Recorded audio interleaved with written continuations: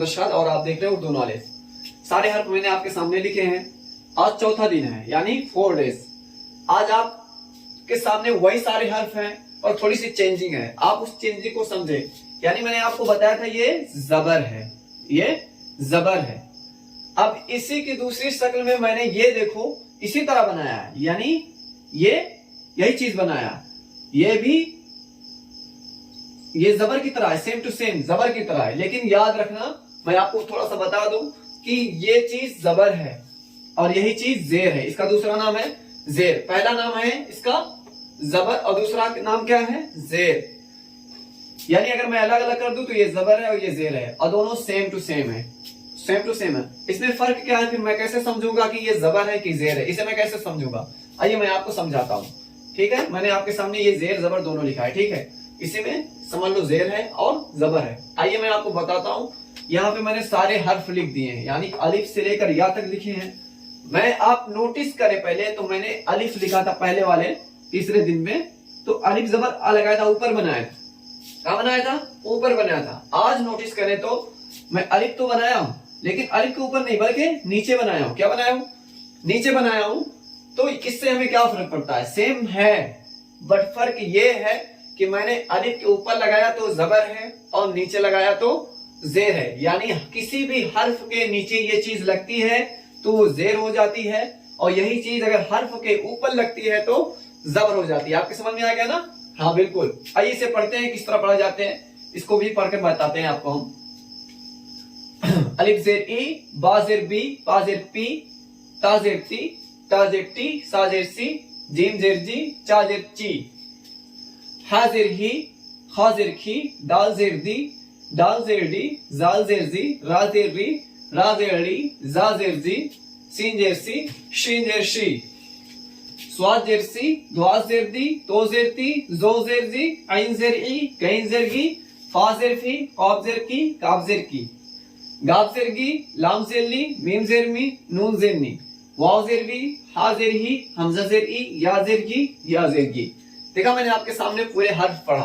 पहले पढ़ा था अलिफ जबर आ, बा जबर बा, पा जबर पा, ता जबर ता, इस तरह पढ़ा था। आज मैं पढ़ रहा हूं अलिफ जेर ई, बा जेर बी, पा जेर पी, ता जेर ती। ये सारे हर्फ मैं पढ़ रहा हूं, लेकिन इसमें क्या हुआ आज मैं तो थोड़ा सा मैं बता देता हूं। पहले पढ़ा था अलिफ जबर आ, तो अलिफ जबर आ का क्या हो रहा है हिंदी में? आ हो रहा है। क्या हो रहा है? आ हो रहा है। और आज मैं पढ़ रहा हूं अलिफ जेर ई, क्या हो रहा है? अलिफ जेर ई, यानी ये ई छोटी ई हो गई। यहाँ पे ये आ है और ये ई है। इसी तरह आ लिखना है, मतलब उर्दू में तो अलिफ जबर आ, ये हो गया। ई लिखना है तो यहाँ पे अलिफ बना है, नीचे जेर ई।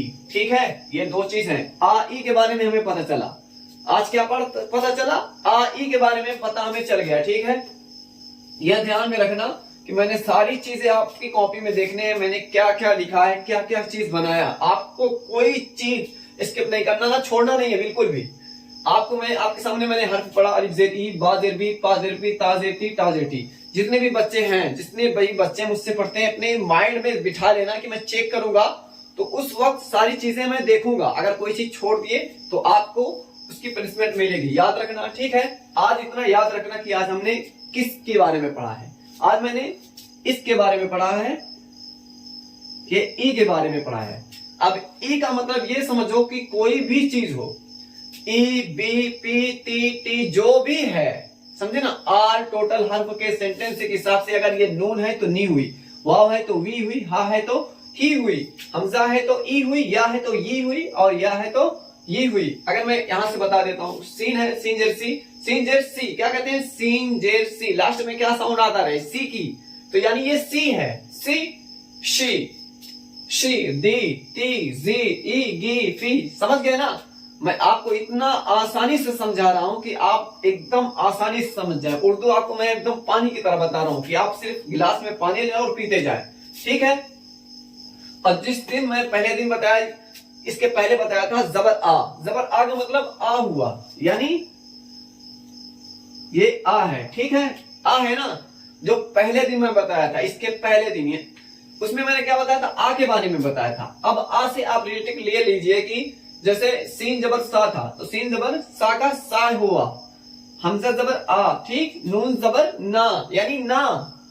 क्या हो रहा है ना? किस तरह हिंदी में लिखते हैं ना? इसी तरह तो लिखते हैं ना, इसी तरह तो ना लिखते हैं ना हिंदी में। हाँ, थोड़ा आप लोगों को हिंदी आती इसलिए मैं थोड़ा सा बता दे रहा हूँ। नहीं भी आती होगी तो मेरी आवाज तो आ रही है ना अब तक, समझ तो जा रहे हैं ना मैं क्या बोल रहा हूँ। ठीक है, आज इतना ख्याल रखना कि आज मैंने आपको पहले बताया, हर्फ बताया, और हर्फ में ये जो मात्रा मैंने आज 2 मात्रे बताए, मैं धीरे धीरे आपको समझाऊंगा कि आ के बारे में बताया है और ई के बारे में बताया। ये सारे अपनी कॉपी में लिखना और मुझे चेक कराना, ठीक है। और याद भी रखना कि एक ये जबर होता है, पहला नाम इसका जबर है, दूसरा नाम जेर है। इसका फर्क क्या होता है? फर्क ये होता है कि हर्फ के ऊपर लगे तो जबर होती है और हर्फ के नीचे लग जाए तो जेर होती है। इस चीज का फर्क मैंने आज बताया, ठीक है। जबर जेर, ठीक है। क्या मैंने बताया? जबर जेर शक्ल एक है, पर फर्क ये है कि हर्फ के ऊपर है तो जबर है और हर्फ के नीचे है तो जेर है। कई बार रिपीट कर रहा हूं ताकि आपको समझ में आ जाए, ठीक है। ठीक, ओके, इतना याद रखना, ठीक है, जेर जबर के बारे में, ठीक। अस्सलाम वालेकुम।